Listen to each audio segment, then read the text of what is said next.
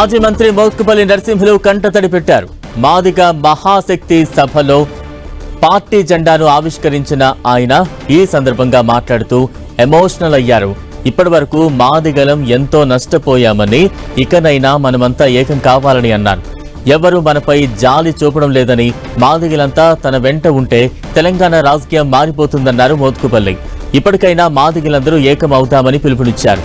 ఇకపై ఎవరూ పార్టీలకు ఓట్లు వేయొద్దని, రాజకీయ పదవులు పొందేలా మన కులానికే ఓట్లు వేయాలని కాళ్లు మొక్కుతూ కోరుతున్నారని ఎమోషన్ అయ్యారు. మాదిగల ఓట్లు మాదిగలకే నినాదంతో ప్రజల్లోకి వెళదామని అన్నారు. తనకు 70 ఏళ్లు వచ్చాయని, చచ్చే వరకు మన జాతి కోసమే బతుకుతామన్నారు.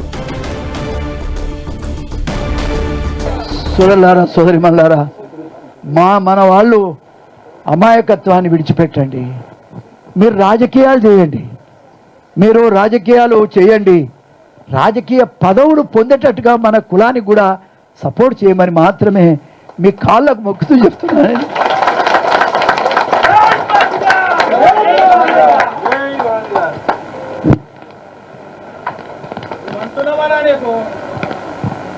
గట్టిగా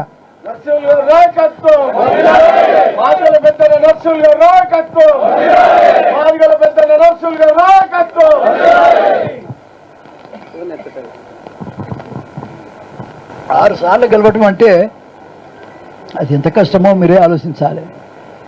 ఏ నాయకుడు కానీ ఎవరు కానీ ఉన్నా లేకపోయినా నేను సేవ చేసి బతికా. అందరిలాగా చందాలు అడుక్కొని బూటకపు రాజకీయం చేయలే నేను.